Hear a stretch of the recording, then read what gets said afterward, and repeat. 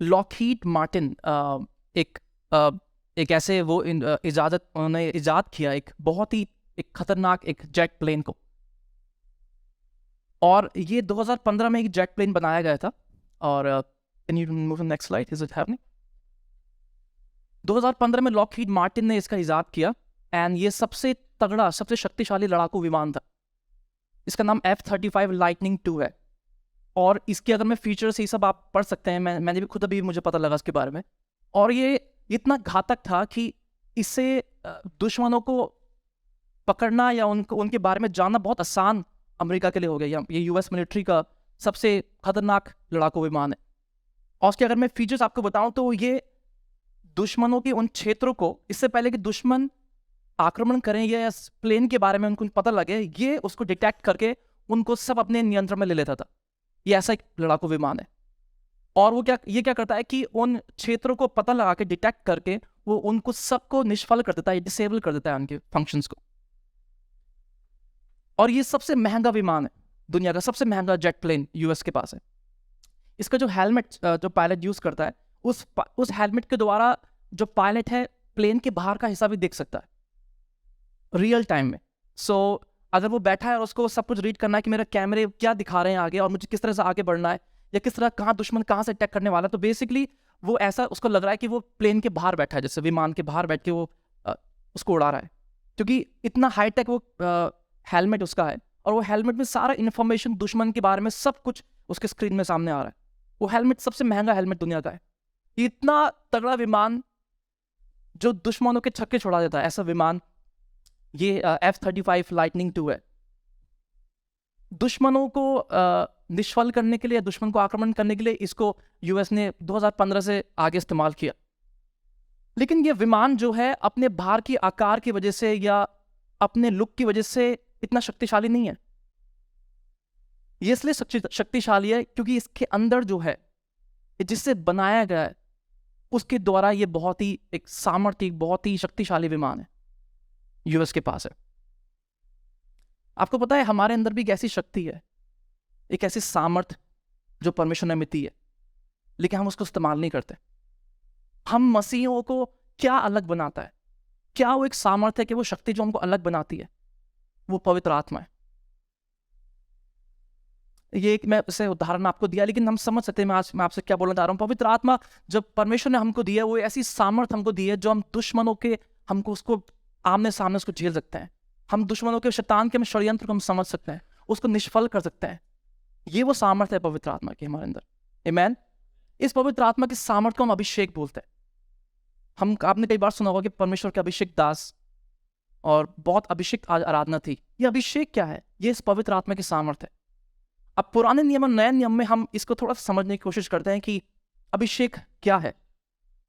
हम पुराने नियम में कई ऐसे कहानियां हैं, कई ऐसे भाग हम देखते हैं अपने वचन में जहां पर अभिषेक हुआ, राजा का अभिषेक हुआ, भविष्यद्वक्ताओं का अभिषेक हुआ, याचकों का अभिषेक हुआ। सो अभिषेक क्या मतलब क्या होता था? अभिषेक का मतलब किसी के सर पे उस तेल को लगाकर उसको किसी एक स्पेसिफिक काम के लिए, विशेष कार्य के लिए अलग कर देना, उसका मतलब अभिषेक होता है। और पुराने नियम में हम देखते हैं बार बार अभिषेक हम उसको पढ़ते हैं। हम आपको सबको ये पद्यांश पता है जहां पर सैमुएल ने दाऊद का अभिषेक किया। बहुत भाइयों में से उसने दाऊद को चुना और वचन कहता है, अगर आप पहला सैमुएल उसका 16 का 13 पढ़ेंगे वहां लिखा है, तब सैमुएल ने अपना तेल को सींग लेकर उसके भाइयों के मथे उसका अभिषेक किया और उस दिन में से लेकर भविष्य को यहोवा का आत्मा दाऊद पर बल से उतरता रहा। तो जब उसका अभिषेक हुआ तो और सामर्थी बन गया। उससे पहले सिर्फ वो चरवाहा था, एक कड़रिया था, लेकिन जब पवित्र आत्मा उसके अंदर उतरा वो सामर्थी बन गया क्योंकि वो अभिषिक्त हो गया। आमीन। नए नियम में हम पढ़ते हैं जब यीशु मसीह को उठाया जाना हो जाता है, तो प्रेरित काम उसका 1 अध्याय के 8 पद में हम पढ़ते हैं, तब यीशु मसीह इस प्रकार बोला, जब पवित्र आत्मा तुम पर आएगा, या अब नए नियम में हम देख रहे हैं अभिषेक का मतलब, जब पवित्र आत्मा तुम पर आएगा तब तुम सामर्थ पाओगे। ये वही अभिषेक जिसके यीशु मसीह जिसके बारे में बात कर रहा है। और यरूशलेम और सारे यहूदिया और सामरिया में और पृथ्वी के छोर तक तुम मेरे गवाह ठहरोगे। इसका मतलब जब तक पवित्र आत्मा का अभिषेक हमारे पर नहीं होगा, हम सामर्थी नहीं हो सकते, हम लोग गवाह नहीं बन सकते। सिंपल, इसमें कुछ बहुत गहरी बात नहीं है। वो साफ साफ लिखा है, जब पवित्र आत्मा जब में उतरेगा तो हम इन जगहों में, इसका मतलब यीशु मसीह कहना चाह रहा है, हम संसार भर में, अपनी सेवकाई में, अपने परिवार में, जीवन के हर क्षेत्र में हम उसके गवाह ठहरेंगे। आमीन। ये है अभिषेक जो परमेश्वर हमको देता है। और इसकी अगर हम कंफर्मेशन, अगर हम इसके बारे में समझे कि किस प्रकार से आश्वासन हम उसको, इस सामर्थ्य हमको मिलता है, वो हम पहला यूहन्ना 2:27 में देखते हैं।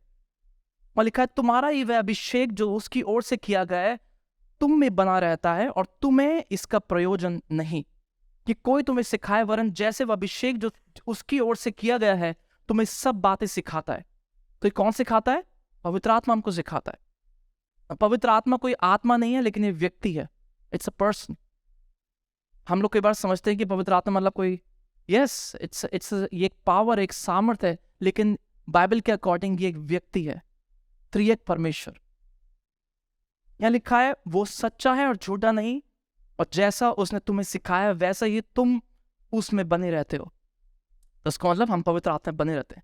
ये हम अभिषेक का मतलब देख रहे हैं पुराने नियम और नया नियम में किस प्रकार से, क्योंकि जो पवित्र आत्मा है वो परमेश्वर की प्रतिज्ञा, यीशु मसीह की प्रतिज्ञा थी अपने चेलों के लिए। आप सोचिए, अगर यीशु मसीह संसार में आता, सेवा करता, मारा जाता, गाड़ा जाता, तीसरे दिन जी उठता, उसके बाद क्या? सब खत्म? नहीं। लेकिन यीशु मसीह ने प्रेरितों के काम उसके 1:8 में बोला कि मैं तुम्हें क्या अपनी पवित्र आत्मा दिए जाता हूं, और जब ये तुम पे उतरेगा तब तुम मेरे इस जगह में गवाह ठहरोगे। दैट मीन्स हम आज अकेले नहीं है। परमेश्वर की प्रतिज्ञा, यीशु की प्रतिज्ञा आज हमारे साथ है, और वो प्रतिज्ञा पवित्र आत्मा के रूप में हमारे साथ है। जब मैं बड़ा हो रहा था, तो मुझे लगता था कि ये मेरी एक व्यक्तिगत कहानी है, मेरी पर्सनल स्टोरी, कि मुझे लगता था कि क्योंकि मेरे परिवार मसीह में है और मेरा परिवार उद्धार पाया हुआ है, सेवा में है, तो मैं भी बच चुका हूँ। ये मेरा एक मिसकंसेप्शन था growing up as a child. मुझे हमेशा लगता था कि मैं बचा हुआ हूँ, मैं स्वर्ग जाऊँगा, और मेरे माँ बाप बहुत प्रार्थना करने वाले हैं, वो बाइबल पढ़ते रहते, सेवा कर रहे हैं, ओके, मैं भी स्वर्ग जाऊँगा, मुझे कुछ नहीं हो सकता। और ये बहुत सालों तक ये गलत धारणा मेरे अंदर थी, जब तक मैं कॉलेज नहीं गया, और तब पवित्र आत्मा ने मुझे एक दिन पकड़ लिया और झंझोड़ दिया, मुझे सिखाया कि नहीं, ऐसा नहीं है। और लेकिन ये एक प्रतिक्रिया थी मेरे साथ, मेरा ऐसा नहीं था कि एक बार हुआ फिर खत्म, नहीं। रोज वो इनकाउंटर, वो अनुभव पवित्र आत्मा का जब मेरे जीवन में रहा, तब मैंने सीखा कि नहीं, मुझे व्यक्तिगत जीवन मेरा आत्मा से भरा होना चाहिए। मेरे परिवार का मसीह में आना, उनका अभिषिक्त होना या पवित्र आत्मा भरे जाना, उससे मुझे, वो मेरा नहीं है। मुझे अपना, मेरा व्यक्तिगत जीवन कितना भरा हुआ है, कितना पवित्र आत्मा से, वो मैटर करता है, वो मुझे स्वर्ग ले जाएगा, है ना। तो कई बार हम अपने परिवार पे, हम अपने बच्चे लोग अपने माँ बाप में निर्भर हो जाते हैं, कई बार हम इनसे कलीसिया से अपने पास्टर पर निर्भर हो जाते हैं, क्योंकि सिर्फ पास्टर को ही अभिषेक होना है, हमको जरूरत नहीं है, हमको पवित्र आत्मा से भरने की जरूरत नहीं। जो सेवा में है उनको होना चाहिए, नहीं। परमेश्वर ने हमें एक साधारण मसीही बनने के लिए नहीं बनाया। परमेश्वर ने हमें एक अधिकार वाले मसीह, एक एक एक जागरूक मसीह, है ना, एक शक्तिशाली मसीह होने के लिए हमको बनाया। तो ये अभिषेक होना कैसा, इसका चिन्ह क्या है? हमें कैसे पता लगेगा कि हम अभिषिक्त हैं, या हम कैसे अभिषेक में आगे बढ़ सकते हैं? सबसे पहले हम बात देखेंगे नेक्स्ट स्लाइड में भी, पवित्र आत्मा के द्वारा चलाए जाना, स्पिरिट ड्रिवन लाइफ। ये सबसे बड़ा चिन्ह है कि आप अभिषिक्त मसीही हो, है ना, अभिषिक्त मसीही हो। हमें एज ए कलीसिया में बात समझना है कि हम देह में या हम शारीरिक रूप में परमेश्वर को प्रसन्न नहीं कर सकते हैं। आप जब तक ये सोचते रहेंगे कि मैं अपने दिमाग से, अपने टैलेंट से, मैं बहुत अच्छा बजा लेता हूँ, मैं बहुत पढ़ा लिखा हूँ, और मैं ऐसा कर सकता हूँ, मैं वैसा कर सकता हूँ, ये, इससे हम परमेश्वर को खुश नहीं कर सकते। अगर आप रोमी का अध्याय उसके 8 पढ़ेंगे तो वहां लिखा है, तुम देह के द्वारा मुझे प्रसन्न नहीं कर सकते, जबकि तुम आत्मा के द्वारा चलाए जाओ, आत्मा के द्वारा चलाए जाओ, हम फिर परमेश्वर को प्रसन्न कर सकते हैं। क्योंकि अगर आप सिर्फ शरीर से प्रसन्न करना चाहते हैं तो हमसे ज्यादा बेहतर, टैलेंटेड लोग, गुणी लोग दुनिया में बैठे, वो परमेश्वर को प्रसन्न कर लेते शायद नहीं। हम में से कई डिग्रीज, मुझसे कई पढ़े लिखे लोग, मैंने जिनके साथ मैं काम करता हूं अपने जॉब में, वो शायद परमेश्वर को मुझसे भी ज़्यादा प्रसन्न कर पाते, उनके पास ज़्यादा डिग्रीज हैं, लेकिन परमेश्वर हमारे इन गुणों को नहीं देखता, है ना? नहीं देखता वो। परमेश्वर देखता है कि हम कितने आत्मा से भरे हैं, हम कितना उसकी आवाज़ सुन पाते हैं। हम जितना परमेश्वर के पास रहते हैं, मैं एक पास्टर को सुन रहा था, वो बोल रहे थे कि हम जितना परमेश्वर के करीब रहते हैं, हम उसको उतना धड़कन सुन पाते हैं, और जितना हम उसके धड़कन सुन पाते हैं, उतना ज़्यादा हम परमेश्वर की उस इच्छा को अपने जीवन में जान पाते हैं। ये जो संदेश मैं आपको आज बता रहा हूँ, ये मेरे दिल का एक रोना है, एक कराहना है। ये ऐसा है जो मैं खुद, ये सरमन एक्चुअली मेरे लिए पहले है, ये संदेश मेरे लिए है पहले, फिर ये आपके लिए। ये कुछ चीज़ें थी जो मैं खुद एक्सरसाइज अपने जीवन में कर रहा था। मैं खुद कहता परमेश्वर मैं बहुत कमज़ोर हूँ, मुझे आज आप मुझे बल दे, मुझे पवित्र आत्मा से भरे। और इसका अनुसरण करते करते मुझे पवित्र आत्मा ने बोला कि हमें सच में मुझे ये प्रचार करना चाहिए आज। क्योंकि जब मैं प्रार्थना कर रहा था तो मुझे बार बार एक प्लेन का चित्र दिख रहा था, पता नहीं क्यों, शायद इसलिए मैंने उदाहरण भी यूज़ किया। मैं बार बार एक प्लेन देख रहा था, मैं बोल रहा था, पवित्र आत्मा आप मुझे क्यों उसको बता रहे हैं, क्यों प्लेन दिखा रहे हैं मुझे बार बार। और मैं देख रहा हूँ प्लेन इज रनिंग, भाग रहा है प्लेन, लेकिन वो टेक ऑफ नहीं कर रहा है, वो भाग रहा है प्लेन बहुत तेज, फिर वो रुक जा रहा है, फिर वो, लेकिन टेक ऑफ नहीं कर रहा है। तो मैं कहा पवित्र आत्मा आप क्या सिखाना चाह रहे हो मुझे, से क्यों उड़ नहीं पा रहा है, वो सिर्फ चल रहा है। हमें अपने आप से सवाल करना आज, आत्मा के द्वारा चलाए जाना। सबसे पहली बात, हमें मसीह होने के नाते परमेश्वर हमें एक साधारण जीवन नहीं दे रहा है, लेकिन परमेश्वर चाह रहा है कि हम आत्मा के द्वारा चलाए जाएं। हमारे अच्छे काम हमको नहीं बचाएंगे, आपका बहुत अच्छा बातें करना हमको नहीं बचाएगा, लेकिन हम कितना आत्मा से भरे हैं, कितना आत्मा के द्वारा चलाए जाते हैं इस ऐसे संसार में जो बहुत ही दुष्ट संसार है, जिसमें हमें नहीं पता कल क्या होने वाला है, जाति जाति पे चढ़ाई कर रहा है, और ये अंत का समय। हमें उतना ज़्यादा परमेश्वर में चाह रहा है कि हम आत्मा से भरे जाएं। पौलुस पहला कोरिन्थियों 2 अध्याय में इस प्रकार से बोल रहा है कि मैं अपने वचन के द्वारा, मेरे प्रचार के द्वारा मैं तुम्हें लुभाना नहीं चाहता हूँ। अगर आप बहुत ध्यान से पढ़ेंगे पहला कोरिन्थियों उसके 2 अध्याय का 4 पद, वहाँ लिखा है, और मेरे वचन और मेरे प्रचार में ज्ञान के लुभाने वाली बातें नहीं, परंतु आत्मा और सामर्थ्य का प्रमाण है। इसलिए वो कह रहा है कि मैं अपनी बुद्धि से तुमको कन्विंस नहीं करना चाहता हूँ, मैं नहीं चाहता कि तुम्हें जो प्रभाव मिले वो मेरी बुद्धि के द्वारा मिले। देखो पौलुस इस बात को समझ चुका था, वो कह रहा है मैं चाहता हूँ कि आत्मा के द्वारा तुम्हें प्रमाण मिले कि जो मैं बोल रहा हूँ वो आत्मा के द्वारा है तुम्हारे लिए। बुद्धिजीवी बहुत लोग हैं, मैं फिर आपको बोल रहा हूँ, बहुत लोग हैं बुद्धिजीवी, लेकिन आत्मा से भरे बहुत कम लोग हैं, बहुत कम लोग हैं। हमें ऐसे कलीसिया खड़े होना है आज। अब उन्हें बोला प्रभु हम बहुत शक्तिशाली बनना चाहते हैं, लेकिन ऐसे नहीं, ऐसे नहीं, पवित्र आत्मा के द्वारा। दूसरी चीज जो हम आज देखेंगे वो है प्रभावशाली और सामर्थ्य जीवन। एक दूसरा चिन्ह है, अगर आप अभिषिक्त हैं तो आप बहुत प्रभावशाली बनेंगे, इफेक्टिव एंड एम्पावर्ड। यीशु मसीह सच में चाहता था कि उसके चेले लोग अभिषिक्त हों। आपको पता है जब परमेश्वर ने, यीशु मसीह ने जब अपने चेलों को बुलाया, उसने बोला, उसने उनको अपॉइंट किया, और कई ट्रांसलेशन में लिखा है उनको अभिषेक किया ताकि वो उनके पास रहें। यीशु मसीह नहीं चाहता कि आप दूर चले जाएं। आप वचन बहुत ध्यान से पढ़िए, वहां लिखा है यीशु मसीह चाहता था कि वो चेले लोग उसके पास रहें ताकि वो इफेक्टिव बन सके, प्रभावशाली बन सके। तो यीशु मसीह ये नहीं चाह रहा है कि आप और हम लोग सिर्फ एक साधारण मसीह जीवन जिए, लेकिन हम लोग आत्मा से भरा हुआ, जो आत्मा से और आग से बपतिस्मा पाया हुआ जीवन। अगर अपने आप से पूछेंगे तो कितने लोग हम में से, हमने सच में उस डूब का बपतिस्मा सिर्फ पानी का नहीं, लेकिन हमने वो आत्मा का भी लिया है? मैं अपने आप से पूछना है। जब मैं कॉलेज में था तो बार बार परमेश्वर मुझे ऐसे अनुभव दे रहा था जिसमें मैं बस प्रार्थना में ऐसे, बस आंख बंद करके अन्य भाषा में ऐसे मैं प्रार्थना कर रहा हूँ, बस मैं लॉस्ट हो गया हूँ। हमारे ऐसे कॉलेज में होल नाइट प्रेयर्स होती थी, और होल नाइट प्रेयर में हम पूरी रात भर हम आराधना करते थे, प्रार्थना करते थे, फिर हम आराधना करते थे। तो कई ऐसे मेरे अनुभव रहे, लेकिन उसके बाद क्या हुआ, मैंने उसका पीछा छोड़ दिया। मैंने उस अनुभव को हल्के में लेना शुरू कर दिया, मैं दूर हो गया उससे, और मेरी जो प्रभावशाली जीवन जिसके लिए परमेश्वर ने मुझे बुलाया था वो नहीं रहा। और फिर आजकल मुझे फिर परमेश्वर वो याद दिला रहा है उस अनुभवों को शायद हमें आज अपने आप को याद दिलाना है कि परमेश्वर वो अनुभव क्या थे जो आपने मेरे जीवन में किए थे एक बार। प्रभु आज मुझे आप इसको याद दिलाएं ताकि मैं प्रभावशाली मसीह बन सकूं। परमेश्वर आपको साधारण जीवन जीने के लिए नहीं बुला रहा है। यीशु मसीह नहीं चाहता साधारण जीवन, वो बहुत विशेष जीवन आपसे चाहता है। साधारण जीवन, हम संडे में चर्च आ जाते हैं, मंडे में फिर से अपने वर्क प्लेस पे जॉब में चले जाते हैं, मॉर्निंग में छोटी सी दुआ करते हैं नाश्ते के टाइम पे, परमेश्वर दिन भर संभालना हो कि मैं जा रहा हूँ। फिर हम रात को फिर आके बिस्तर पे वही दुआ करते हैं, धन्यवाद, फिर हम सो जाते हैं। और संडे में एकदम आ जाते हैं ऐसे जागरूक हो जाते हैं। फिर परमेश्वर के दास पूछते हैं हमसे कि हमें वो कहानी पता है ना कि वचन में ऐसा लिखा है। हम लोग कहते हैं पता नहीं कहाँ लिखा है।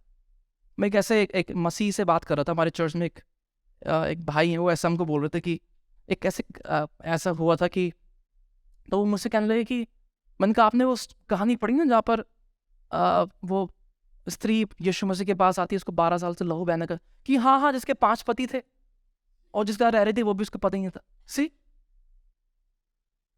तो हमें बोलने का ज्ञान नहीं है एक्चुअली। हम सब हमारे सारे बातें मिल चुकी हैं, ऐसा खिचड़ी बन गई है। परमेश्वर चाह रहा है कि हम एक एक्स्ट्रॉर्डिनरी, एक प्रभावशाली जीवन जिए। लेकिन हम क्यों जी पाते हैं ऐसा जीवन? क्योंकि हमारे अंदर एक पाप है जो बार बार घूमता रहता है। एक पाप की बातें हैं जो घूमती रहती हैं। The sin that is in us, वो हमको बार बार नीचे करते रहता है। एक बार प्रभु के दास D.L. मोटी के पास एक व्यक्ति गया, उसने बोला कि पास्टर मैं बढ़ नहीं पा रहा हूँ आगे। तो उसने बोला कि मेरा जीवन ऐसा है, एक ऐसे बोतल की तरह है। और उसने बोला कि मैं बहुत खोखलापन महसूस करता हूँ। मैं बोलता हूँ कि और ये मेरे अंदर जो हवा है, पाप की हवा, ये बार बार आ जाती है। मैं कैसे इस हवा को बाहर निकालूं? ये जो पाप है मेरे अंदर जो घुस जाता है, कोई ऐसी खींचने वाली मशीन है, कोई sucking, something that can take it out, कुछ ऐसी मशीन है? D.L. मोटी ने कहा ऐसा तो संभव नहीं है, आप जितना निकालोगे उतना हवा अंदर जाएगी। उसने कहा मैं ऐसे कमजोर महसूस करता हूँ क्योंकि पाप की बातें बार बार मेरे जीवन में घुस जाती हैं और मैं बार बार पाप करता हूँ। तो D.L. मोटी ने बोला इसका तरीका ये नहीं है, इसका तरीका ये है कि आप इसको पवित्र आत्मा के पानी से भर दें, पाप नहीं जाएगा। लेकिन आप पाप के कोई स्पेस नहीं है। मैन, जब आप पवित्र आत्मा से भर जाते हैं पूरी तौर से, आप पाप नहीं निकाल सकते। दाऊद कहता है मैं पाप मेरे डेवड़ी पे खड़ा है। दाऊद कहता है मैं बार बार पाप करता हूं। लेकिन अगर आप अपने जीवन को पवित्र आत्मा से भर देंगे, आमीन,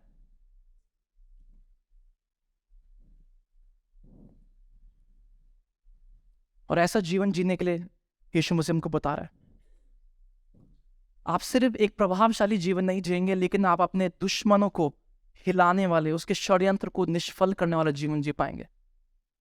मैं आपसे एक सवाल, मैं एक पास्टर को सुन रहा था आज मॉर्निंग में, और उस प्रकार से बोल रहे थे अगर आपको पता लग जाए कि आपका दुश्मन इस समय क्या कर रहा है तो आप क्या करोगे? अगर कोई आपके पीछे साजिश रच रहा है या षड्यंत्र बना रहा है, कोई प्लान कर रहा है आपको घर को तबाह करने के लिए, तो आप क्या करेंगे इस समय बैठ के? आप चुपचाप बैठे रहेंगे, टीवी देख रहे होंगे कि चलो न्यूज़ देखते हैं? अगर आपको पता लग जाए आप क्या करेंगे? आप एकदम से प्लान बी बनाएंगे, ओके हमें क्या करना चाहिए, ओके ऐसे होने वाला है हमारे घर में, ओ ऐसे होने वाला है, तो क्या करेंगे? क्या प्लान्स बनाएंगे आप लोग? हमको ऐसा मसीह जीवन जीना है। शैतान बार बार हमारे सामने साबित करता है कि वो हमारे परिवार के पीछे पड़ा है, हमारे बच्चों के पीछे पड़ा है, हमारे प्लान्स हमको समझ में नहीं आते, कन्फ्यूजन रहता है परिवार में, और फिर भी हम ये समझ नहीं पाते कि हमें प्लान बनाना शुरू करना है। वो अपना प्लान, वो उसमें कमी नहीं कर रहा है कुछ, लेकिन हम प्रार्थना करने में बहुत कमी कर रहे हैं। वो अपनी प्लान स्कीम्स बना रहा है, लेकिन हम लोग बाइबल पढ़ने में समय नहीं निकाल पा रहे। वो अपना रेडी है, वो पूरा तैयार है गोलियत की तरह, लेकिन इजरायली लोग समझ नहीं पा रहे थे हम कैसे इसको लड़े। वो तो तैयार आता था रोज, कोई है जो मुझसे लड़ेगा। गोलियत ललकारता था, इजरायली को पता नहीं था क्या करना है जब तक दाऊद नहीं आया। तो आर यू मेकिंग प्लान्स? क्या आप प्रार्थना में तैयार हैं? आप लोग क्या प्रार्थना में लड़ रहे हैं आत्मा में? क्या बोल रहे हैं यीशु मसीह में तैयार हो, उस जंग को लड़ने के लिए। और ये कब होगा, प्रभावशाली कब बनेंगे, जब आप पवित्र आत्मा से भर जाएंगे। जैसे मैंने पानी आपको दिखाया, अब पाप की बात नहीं है उसमें, क्योंकि पवित्र आत्मा से इतना भर चुका है वो, अब जगह, अब स्पेस नहीं है। आमीन।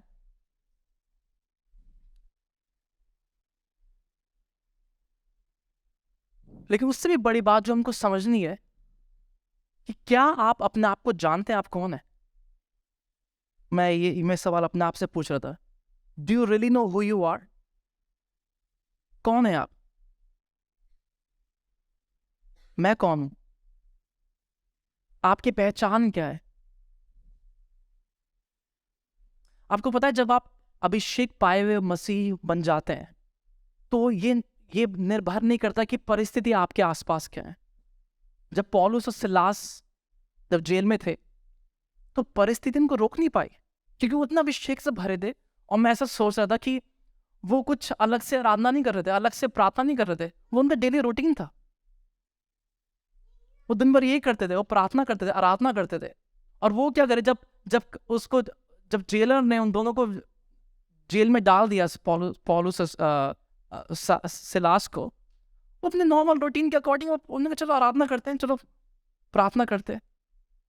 वो करने लगे और क्या हुआ, कारागृह की क्या हुई, दीवारें हिल गई, दरवाजे खुल गए। ये उनकी पहचान थी, ये थे वो अभिषेक पाए हुए लोग थे। इसलिए जब आप अभिषेक पाए हुए लोग बन जाते हैं तो ये मैटर नहीं करता कि आप किस परिस्थिति में है, आप कहाँ है, आप क्या कर रहे हैं।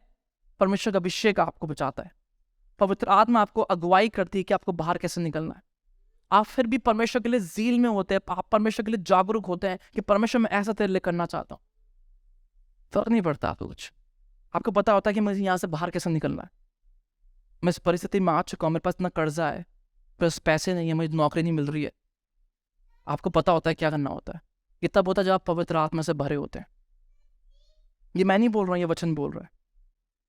तीसरी बात, आपको परखने की आत्मा समझ में आती है। You have a spirit of discernment. आप समझ पाते हैं कि मैं क्या कर रहा हूँ, क्या मैं गलत कर रहा हूँ, क्या मैं सही कर रहा हूँ, जिससे मैं बात कर रहा हूँ क्या वो सही इंसान है, क्या वो सही लड़की है, क्या ये सही लोग है, ये सही जगह है। आपको परमेश्वर परखने की आत्मा देने लगता है। पहला थिस्सलुनीकियों उसके पहला अध्याय के 5 पद में पौलुस इस प्रकार से बोलता है, क्योंकि हमारा सुसमाचार तुम्हारे पास न केवल वचन मात्र ही में वरन सामर्थ और पवित्र आत्मा और बड़े निश्चय के साथ पहुंचा है। पौलुस डिजर्न कर रहा है, परख रहा है, जैसा तुम जानते हो कि हम तुम्हारे लिए तुम में कैसे बने गए थे। पौलुस इस बात को जानता था कि ये जो सुसमाचार हम सुना रहे हैं ये पवित्र आत्मा के द्वारा सामर्थ पाया हुआ सुसमाचार है और ये निश्चित है। तो परमेश्वर आपको उस परखने की सामर्थ्य को देता है। हमको एक नई पहचान मिलती है। हम मसीही होने के नाते ये एक मेरी बहुत एक ऐसा थॉट है जो परमेश्वर ने मुझे बहुत साल पहले सिखाया था कि कई बार मैं मसीह होने के बावजूद, बपतिस्मा पाए होने के बावजूद, मैं अपने पुराने मनुष्य तब में जीता था। आपको पता है ये पॉसिबल है। हम लोग कई बार नए मसीही बन के बपतिस्मा पाए होने के बावजूद भी हम लोग अपने पुराने लाइफस्टाइल में रहते हैं। और फिर हम बोलते हैं परमेश्वर आप आश्चर्य कर्म क्यों नहीं कर रहे हो, चमत्कार क्यों नहीं हो रहे, मैं तो रोज प्रार्थना कर रहा हूँ, मैं तो ऐसे कर रहा हूँ, मैं ऐसा कर रहा हूँ, मैं टाइट दे रहा हूँ। क्योंकि हम अभी भी उन पुराने कामों में उलझे हुए हैं। हम चर्च तो आ रहे हैं लेकिन हम पुराने उस सर्कल में अभी भी हैं, उन बातों में उलझे हुए हैं। और फिर अगर ये मेरा नई पहचान है, हम परमेश्वर हमको नए पहचान में खड़ा कर देता है, बोलता है तू बपतिस्मा पाया है, तू छुड़ाया हुआ है, तू धार पाया है, तू आत्मा से भरा है। ओके हाँ परमेश्वर में, ओके ठीक है। लेकिन हम क्या करते हैं, धीरे से यहाँ चले जाते हैं पुराने मनुष्यत्व में, अपनी पुरानी पहचान में। और फिर हम यहाँ से खड़े होकर बोलते हैं परमेश्वर ओ तू कहाँ है, तू देख नहीं रहा मेरी हालत क्या है, मैं परेशान हूँ, बीमार हूँ, मैं कर्जा है, मेरा पैसा नहीं है, क्यों नहीं हो रहा है परमेश्वर? क्योंकि परमेश्वर कह रहा है तू पुरानी पहचान में होकर प्रार्थना कर रहा है मुझसे, तो इस स्पॉट में आके मुझसे तू मांग रहा है, मैं कैसे दूं तेरे को? परमेश्वर कह रहे उस नई पहचान में तू आ जा। ये पवित्र आत्मा का कार्य है। पवित्र आत्मा हमको एक नई पहचान देता है, एक न्यू आइडेंटिटी ऑल टुगेदर, ताकि हमको उस पुरानी पहचान में वापस न जाना पड़े। रोमियो उसके 8 के 9 में लिखा है, परंतु जबकि परमेश्वर का आत्मा तुम में बसता है, अब ऑलरेडी बसता है आत्मा, तो तुम शारीरिक दशा में नहीं परंतु आत्मिक दशा में हो।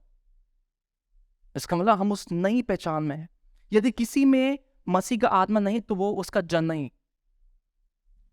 आप परमेश्वर का जन नहीं हो अगर आप पवित्र आत्मा से भरे हुए नहीं हो, क्योंकि आपके अंदर फिर कुछ और आत्मा है। इसका मतलब परमेश्वर का दास बोलता है कि मैं सबसे बड़ा हारा हुआ इंसान हूं अगर पवित्र आत्मा मेरे अंदर नहीं है तो।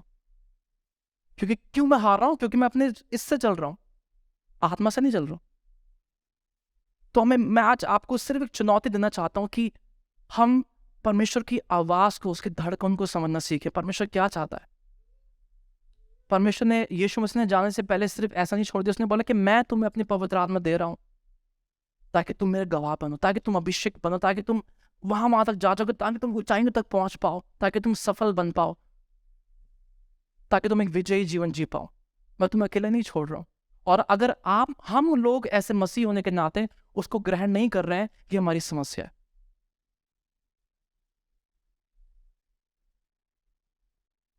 हम लोग परमेश्वर के उस अभिषेक में कैसे बने रह सकते हैं?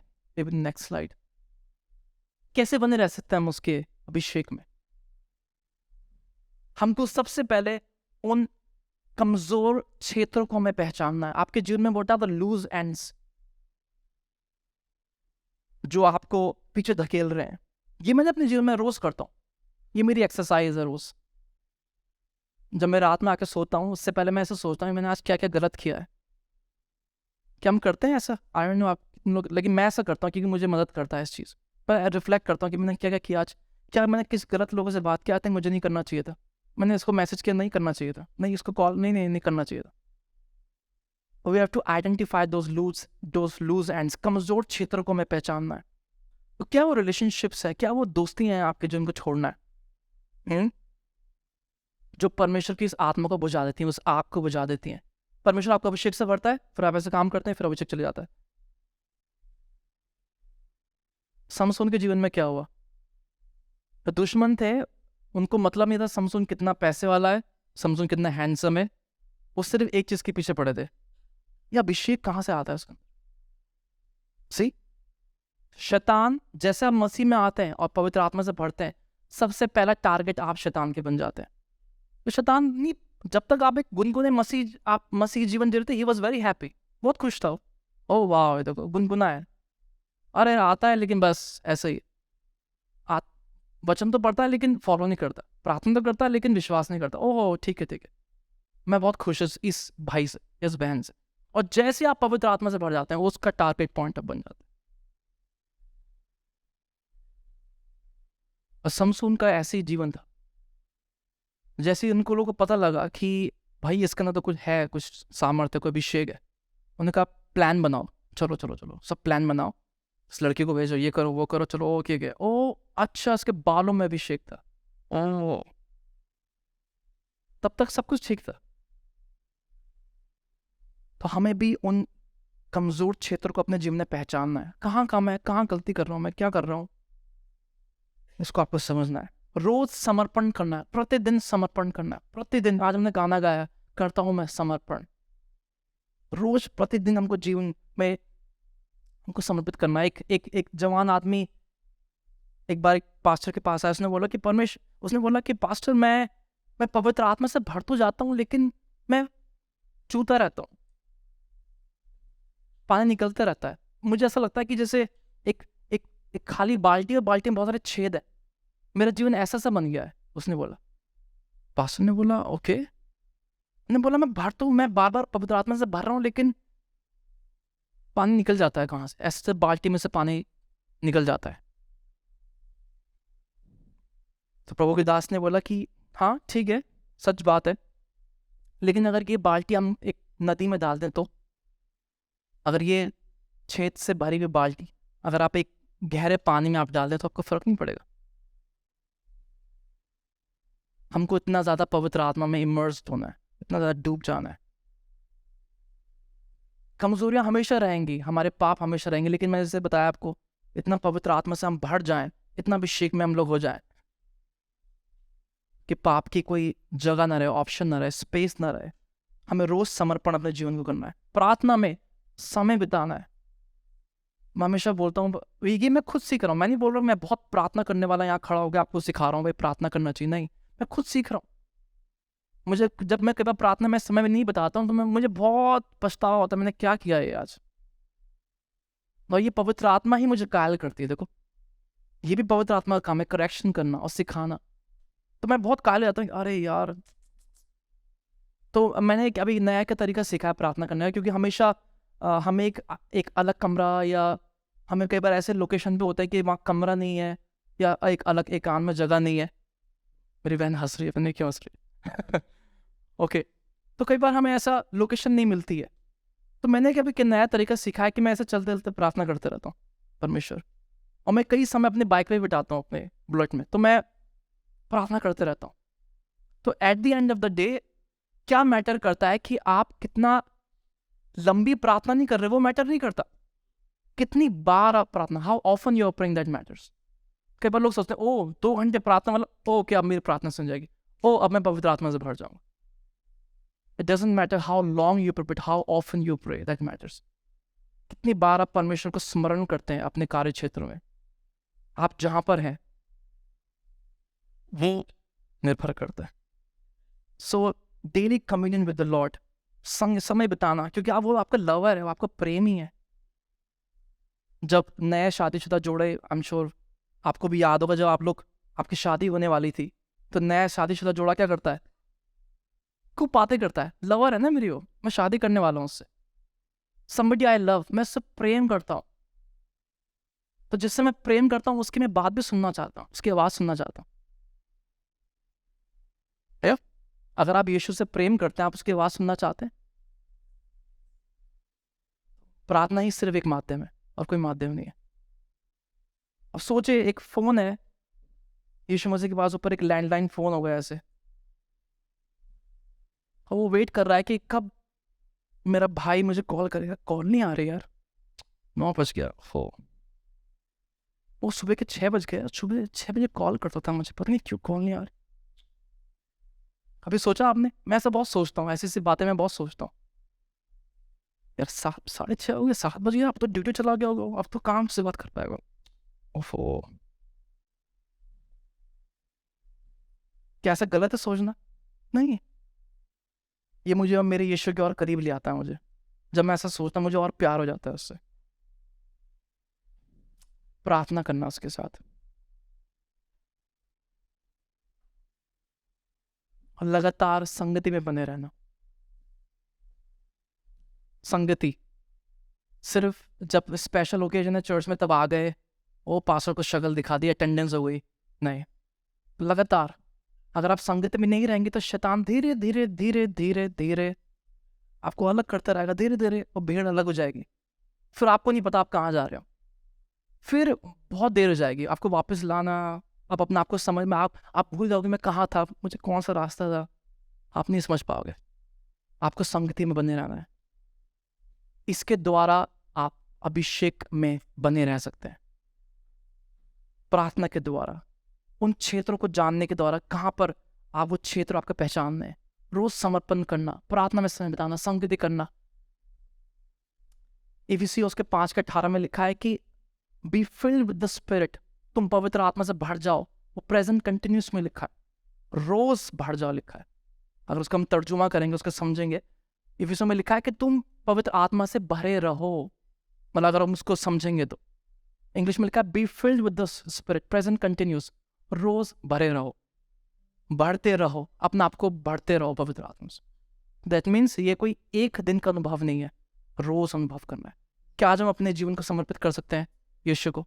जब अपनी आंखें बंद करेंगे कुछ समय के लिए, क्या हम यीशु से बोल देते हैं, यीशु मैं थक चुका हूं इस जीवन से, शारीरिक द्वारा चलाया जाना, वो उस जीवन से मैं थक चुका हूं यीशु, लेकिन आज के बाद यीशु, ओ मैं पवित्र आत्मा से भरा हुआ जीवन, उस अग्नि में जीवन मैं जीना चाहता हूं यीशु, क्योंकि तूने मुझे एक साधारण जीवन जीने के लिए नहीं बुलाया है, तूने मुझे एक प्रभावशाली जीवन जीने के लिए बुलाया है।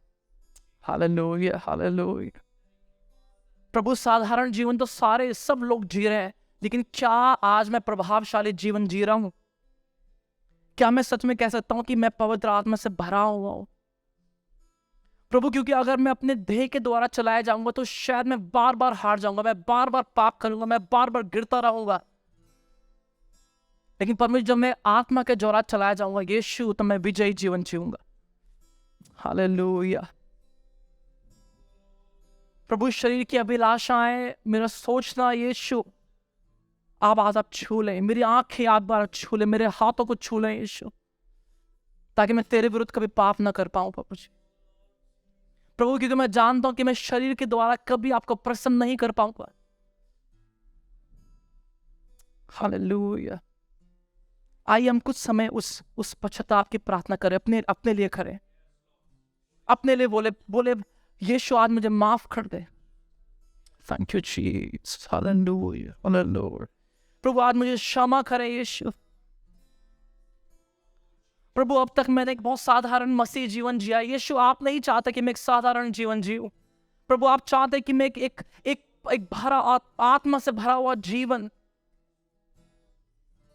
प्रभु, आपकी प्रतिज्ञा मेरे साथ है। आपने बोला कि जब पवित्र आत्मा तुम पर उंडेलेगा तो तुम मेरे गवाह ठहरोगे। लेकिन यीशु, मैंने कभी उसको नहीं समझा, मैंने कभी उसको अपनाया नहीं प्रभु जी। लेकिन आज मैं आपसे मांगता हूं उस पवित्र आत्मा को, उस अभिषेक को अपने जीवन में। कली से जो आज आप निर्णय लेंगे अपने जीवन के लिए, वो आपकी आने वाली पीढ़ी को भी अफेक्ट करेगा। आपकी आने वाली पीढ़ी उससे आशीष पाएंगी। जो आप निर्णय आज लेंगे उससे आपके बच्चे आशीष पाएंगे। जो निर्णय आज आप लेंगे उससे आपके बच्चों के बच्चे आशीष पाएंगे। अगर आप विश्वास करते हैं तो आइए आज आप निर्णय लें। आज एक बोले यीशु, बस हुआ। अब मैं एक पवित्र आत्मा के द्वारा चलाया जाना एक अपने उस जीवन को मैं जीना चाहता हूं।